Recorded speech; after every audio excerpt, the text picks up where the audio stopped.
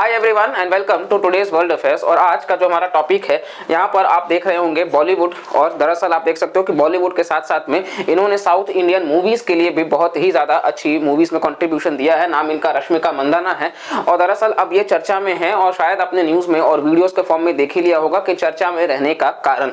अब चर्चा में होने की वजह से आप देखोगे कि कहीं ना कहीं इसमें कुछ ऐसी बातें हैं जो हम डिस्कस करेंगे, क्योंकि यहाँ पर डीप फेक की बात करी जा रही है कि इनके वीडियो को दरअसल इनका कोई वीडियो है ही नहीं। दरअसल एक और लड़की है जो उस वीडियो को वो बनाती हैं और सिर्फ इनके उस लड़की के तस्वीर जो है उसको बदल दिया जाता है रश्मिका मंदाना के तस्वीर से, और फिर पूरे सोशल मीडिया में उस वीडियो को जो है वो कोहराम मचा देता है और लोग शेयर करने लग जाते हैं, अपने अपने ओपिनियन साझा करने लग जाते हैं। कई बार जो है वो लोगों ने अच्छे भी कमेंट्स नहीं किए हैं।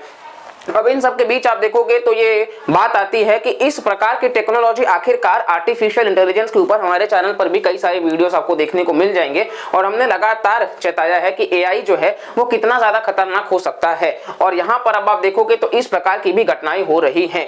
तो चलिए हम शुरुआत करते हैं वीडियो का। आप देखेंगे तो इन्होंने ट्वीट भी किया है रश्मिका मंदाना ने कि इनको लिटरली बुरा लगा है इस चीज का कि डीप फेक वीडियो जो है वो स्प्रेड हुआ ऑनलाइन। और इसी के साथ साथ में इन्होंने कहा है कि ये ऑनेस्टली अगर वो साझा करे तो ये काफी खतरनाक तो है ही, और इसी के साथ साथ में आज के समाज को इस वल्नरेबिलिटी को समझने की जरूरत है। और बात बिल्कुल सत्य है, क्योंकि अगर आप देखोगे तो इन्होंने ये भी दर्शाया है कि एज अ वुमेन और एज एन एक्टर ये तो थैंकफुल है कि चलो इनके पास फैमिली है, फ्रेंड्स हैं, वेल विशर्स हैं जो इस चीज को समझे, सपोर्ट किए। लेकिन मान लो कि अगर वो ये बता रही है कि अगर वो स्कूल या कॉलेज में होती तो ये समझ भी नहीं पा रही है कि किस तरीके से इस चीजों को ये टैकल करती है। अब रश्मिका मंदाना आप देखोगे तो बहुत ही ज्यादा फेमस है। इन्होंने तमिल और तेलुगु और कन्नड़ बहुत सारे मूवीज में बहुत अच्छा कॉन्ट्रीब्यूशन दिया है। पुष्पा मूवी भी काफी फेमस रहा है, लीड रोल इन्होंने प्ले किया है। तो उन सब के बीच आप देखोगे ये तो बहुत ज्यादा फेमस है, ठीक है। आप देखोगे इवन यूथ में तो बहुत बड़ी इंस्पिरेशन बनी हुई है। तो इस तरीके से आप देखोगे कि रश्मिका मंदाना तो काफी ज्यादा सपोर्ट मिल गया। इसी के बाद में जब ये इंसिडेंट हुआ कि दरअसल इस पूरे वीडियो में आप देखोगे तो उस वीडियो में एक ज़ारा पटेल नाम की जो ब्रिटिश इंडियन इन्फ्लुएंसर हैं वो वीडियो बनाती हैं, और उस वीडियो में सिर्फ ज़ारा पटेल का जो चेहरा है उसको बदल दिया जाता है रश्मिका मंदाना से, और लोग जो है वो उसको मान लेते हैं। अब इसके बाद में जो होता है कि अमिताभ बच्चन जो है बॉलीवुड के, उन्होंने भी कहा कि इसके खिलाफ लीगल जो केस है वो होना चाहिए। और क्योंकि अब ये बहुत बड़ा तुल पकड़ लिया था, इस वजह से आप देखोगे तो राजीव चंद्रशेखर जो है मिनिस्टर फॉर आईटी, तो इन्होंने भी गुजारिश की है माननीय प्रधानमंत्री से कि गवर्नमेंट जो है वो कमिटेड है इंश्योर करने के लिए सेफ्टी और ट्रस्ट डिजिटल नागरिक्स का। तो डीप फेक्स जो है वो लेटेस्ट है, वो काफी खतरनाक होते जा रहे हैं मिस इन्फॉर्मेशन को फैलाने के लिए।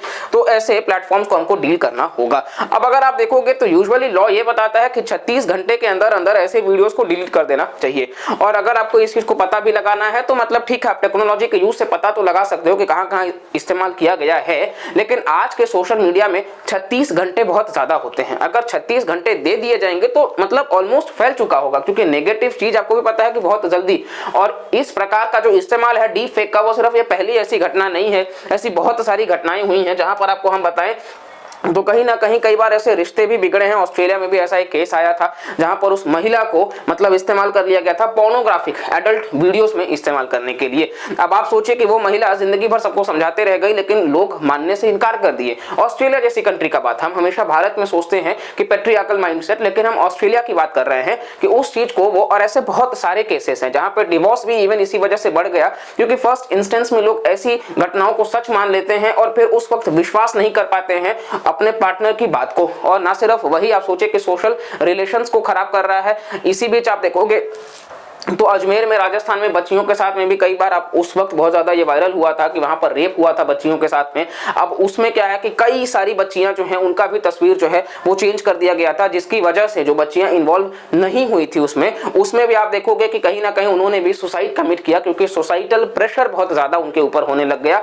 हमारा जो समाज है वो लड़कियों को ही नकारात्मक तरीके से देखता है, जो कि ये बिल्कुल गलत है। इस चीज को हमको स्प्रेड करना चाहिए इस वीडियो के माध्यम से भी कि भाई हमें सपोर्ट की जरूरत है। सबसे पहली बात तो हमें उनको सपोर्ट करना चाहिए, हमें उस पूरे प्रोसेस को देखना चाहिए, समझना चाहिए कितना सत्य है। पहले की जो बात होती थी कि आंखों देखा कान से सुना हुआ, तो कहीं ना कहीं जब तक आप अपने आंखों से खुद से नहीं देखते हैं, सुनिश्चित नहीं करते हैं, कानों से सुनने वाली बात भी कई बार गलत हो जाती है, लेकिन आंखों से देखना ही इस वक्त सुनिश्चित करना होना चाहिए, ना कि टेक्नोलॉजी के इस्तेमाल से। क्योंकि आप एआई का इस्तेमाल देखोगे ये बहुत आगे निकल चुका है, इसके नेगेटिव इंपैक्ट भी बहुत ज्यादा पड़ रहे हैं। हमने देखा कि किस तरीके से नरेंद्र मोदी का जो वॉइस है उसको भी क्लोन किया गया, आप डोनाल्ड ट्रंप को देखे होंगे अरेस्ट करते हुए दिखाया गया है। यानी कि एआई के मदद से कुछ भी किसी भी चीज को सच बताया जा रहा है और ये बहुत ही भयावह है, क्योंकि ये आज इनके साथ हुआ है, कल किसी और के साथ भी हो सकता है।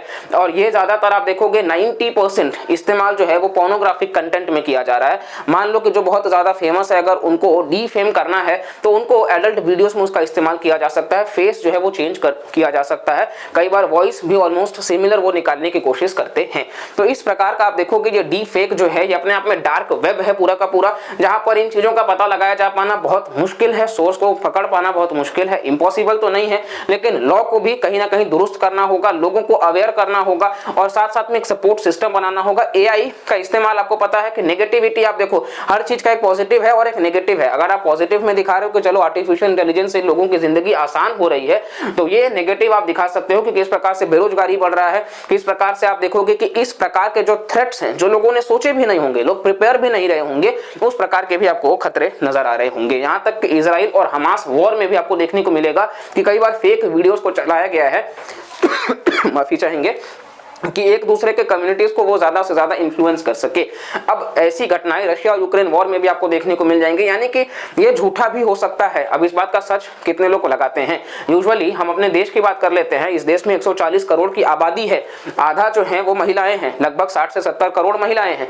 अब अगर इनमें से कुछ भी गलत होता भी है तो हम में से कितने लोग पता लगाते हैं? यहाँ सिर्फ व्हाट्सएप शेयर चलता है, हम बगैर किसी भी चीज को ऑथेंटिकेट नहीं किए हम सीधा उसको शेयर करते हैं, फॉरवर्ड करते हैं, और ये जो है वो कितना बड़ा ट्रॉमा बन सकता है जरा सा अगर हम सोचें तो हमें समझ आएगा। तो इस वजह से आप देखोगे, अब हम विश्व स्तर पर देखें तो क्या क्या ग्लोबल मेजर्स लिए गए हैं काउंटर करने के लिए डीप फेक्स को। तो साउथ कोरिया में ये इलीगल है डिस्ट्रीब्यूट करना डीप फेक्स को। अगर आपके पास ऐसा कोई कंटेंट आया है और आप उसको प्रमोट कर रहे हो तो ये इलीगल है, वो साउथ कोरिया में है। वहीं आप देखोगे ईयू में तो यूरोपियन यूनियन में डीप फेक प्रोवाइडर्स को फाइन किया जाता है। अब अगर कोई डीप फेक प्रोवाइड कर रहा है उसके ऊपर फाइन लगाया जाएगा। हालांकि भारत में आप देखोगे तो डीप फेक्स को टारगेट करने के लिए कोई भी ऐसा पर्टिकुलर लॉ नहीं है। ये गलत बात है, ये चिंता की बात है हमारे लिए, क्योंकि हमें जल्द से जल्द इस पर प्रतिक्रिया लाना चाहिए, जल्द से जल्द इस पर एक ऐसा परमानेंट लॉ लाना चाहिए कि हम भी इस चीज को ज्यादा से ज्यादा पीनलाइज कर सके, और उससे भी ज्यादा इंपॉर्टेंट है कि लोगों को अवेयर करा सके, क्योंकि उसकी वैल्यू समझ आनी चाहिए। ये बहुत जरूरी है, क्योंकि आज विश्व में सबसे ज्यादा आबादी इसी देश में है, सबसे ज्यादा युवा इस देश में है। तो हमें, आपको भी पता है कि बहुत सारे चैलेंजेस आ रहे हैं लोगों के रिलेशनशिप्स को लेकर के भी, अपने निजी जीवन को लेकर के भी समस्याएं वैसे ही बहुत ज्यादा है। मतलब ठीक है, एजुकेशन सिस्टम आप देख ही रहे हो, हेल्थ सिस्टम आप देख ही रहे हो, ऊपर से अनएम्प्लॉयमेंट। अब अगर ये प्रकार की भी समस्याएं नहीं निकल करके आएंगी तो फिर इसको टैकल करना बहुत मुश्किल हो जाएगा। इसी के साथ साथ में आप देखोगे तो नेक्स्ट यहाँ पे है section 66E of IT act of 2000, जो प्रोवाइड करता है पनिशमेंट फॉर आइडेंटिफाई थेफ्ट। अगर थेफ्ट को आइडेंटिफाई किया जा सके तो पनिशमेंट उसके लिए है, जो डील करता है वायलेशन ऑफ प्रिवेसी। प्रिवेसी का वायलेशन पे 3 साल का जेल या फिर मतलब उसके इमेज को टार्निश करना।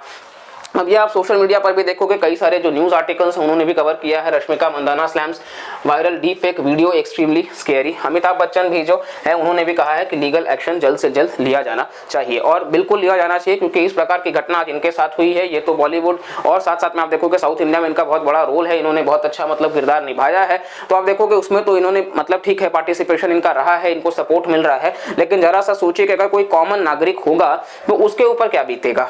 वो इतना ज्यादा समझदार नहीं होगा, कई बार हमारे भारत में डिजिटल लिटरेसी भी नहीं है, तो उस तरीके से चीजों को लेकर के टैकल करना बहुत मुश्किल हो जाएगा। वो किससे बताए नहीं बताए, क्योंकि इस वक्त लोग झूठा मानने लग जाएंगे, लोग हो सकता है कि उस वक्त उसी को गलत ठहराने लग जाएंगे।